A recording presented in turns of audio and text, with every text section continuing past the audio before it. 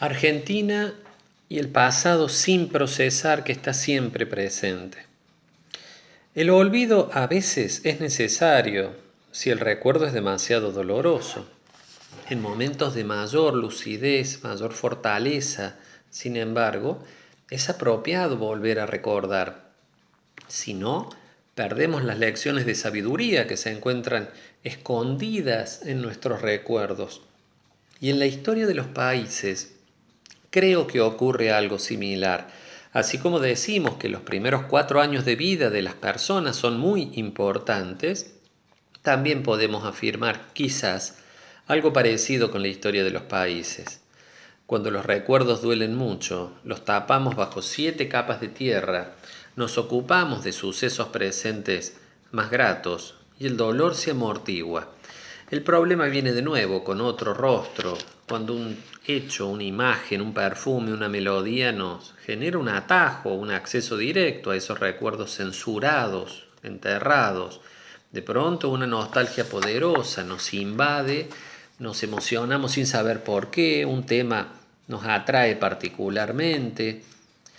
Pero cuando los recuerdos han sido eliminados, es difícil volver a traerlos de nuevo a la memoria. El proceso puede ser incluso doloroso, sobre todo los objetos desenterrados pueden ser asombrosos para nosotros. Si logramos completar el proceso de anamnesis, entenderemos mejor quiénes somos, nuestras fortalezas, debilidades, inquietudes, emociones, nuestros gustos y preferencias presentes, nuestra historia. Las historias de nuestros padres y abuelos se comprenderán mejor. Entenderemos mejor lo que sentimos.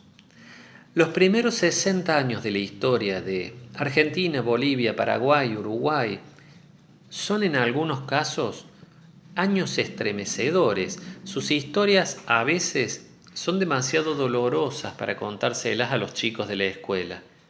En la vida adulta estamos demasiado ocupados para detenernos a leerlas.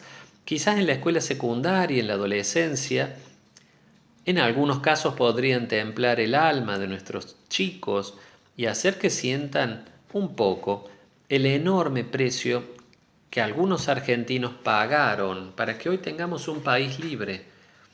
De los 4 países que nombré, casi me atrevo a decir que hay 2 que si bien están vivos, están en agonía, porque Bolivia y Paraguay están cerca del concepto de Estado fallido. Bolivia pagó un precio alto de sangre en la guerra de 1810 a 1825 del que no pudo recuperarse más. A Paraguay le ocurrió algo similar luego de la tragedia bélica de la Triple Alianza, entre 1865 y 1870, porque la discordia entre países hermanos, así como la discordia entre hermanos, nos hace pagar un precio demasiado alto. Las guerras intestinas fueron el cáncer de esta región del planeta. Argentina padeció, por ejemplo, la Guerra Internacional de 1806-1807, las invasiones inglesas, con un país extranjero que tuvo también ecos menores en el bloqueo naval anglo-francés intermitente entre 1838 y 1849. La misma guerra de la independencia fue una verdadera guerra civil. La enorme mayoría de los combatientes de los 2 bandos eran americanos con diferentes ideas políticas. La guerra del Paraguay claramente es una guerra civil disfrazada de guerra internacional. Tenemos de un lado federales argentinos, blancos de Uruguay, paraguayos, enfrentados con unitarios argentinos, colorados de Uruguay y brasileros. Los héroes de la Guerra de la Independencia serían luego en su mayoría jefes militares del bando unitario en Argentina. Por este motivo, en muchos casos se omite mencionar las ideas políticas unitarias hoy y la participación en la guerra civil de grandes próceres como Manuel Belgrano y al mismo tiempo líderes unitarios de la guerra civil como Juan Lavalle, Gregorio Araoz de la Madrid, son presentados solo como meros unitarios, casi sin mención a su enorme pasado de héroes de la Guerra de la Independencia. Algo similar ocurre con Manuel Dorrego, el mártir federal. Es que resulta muy perturbador para una visión simplista encontrar demasiados matices en las biografías de las personas. Nos dificulta catalogarlos, etiquetarlos, porque las escalas de grises complican, dificultan la división del mundo en buenos y malos, o en amigos y enemigos. Lo que pasa es que las escalas de grises nos hacen más sabios. Argentina tiene claramente una indigestión con su pasado histórico y como pasa siempre que no hemos procesado adecuadamente nuestros recuerdos, nos incide en nuestro presente de maneras que son inimaginables.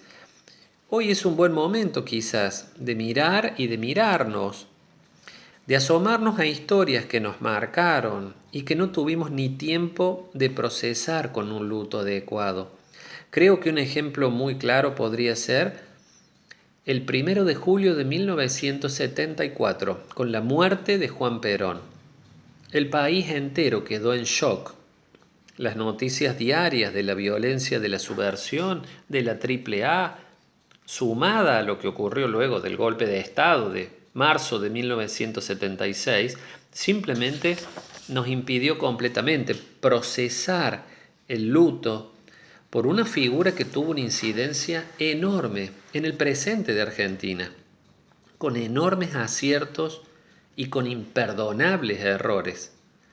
O nuestra impaciencia y falta de diálogo institucional que nos impidió salir adelante ante la crisis del 2001 sin voltear a un presidente.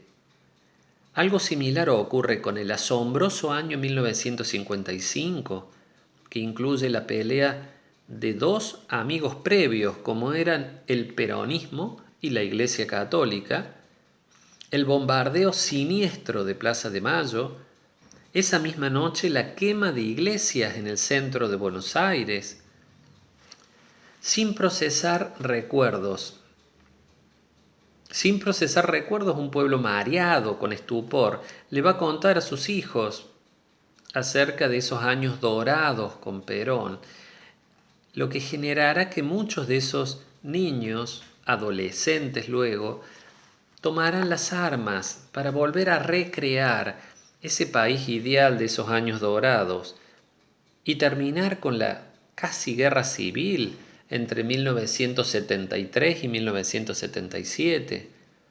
Todavía, hoy las explosiones de sentimientos desordenados nos hacen tomar decisiones que luego lamentamos.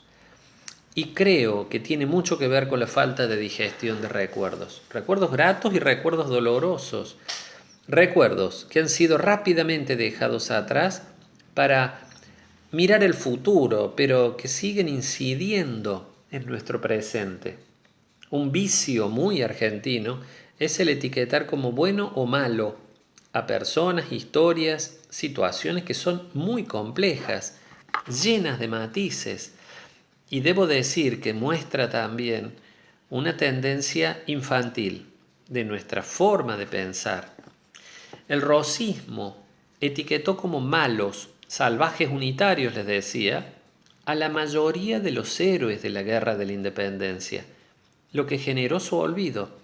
Rosas mismo fue rápidamente etiquetado como un tirano sangriento, luego de su caída en Caseros, lo que impidió, hasta que llegó Adolfo Saldías, impidió conocer de verdad sus matices, sus luces, sus sombras, estilos, discursos de Leandro Alem, que luego toma Hipólito Yrigoyen, emocionaban porque generaban accesos directos a esos recuerdos federales enterrados.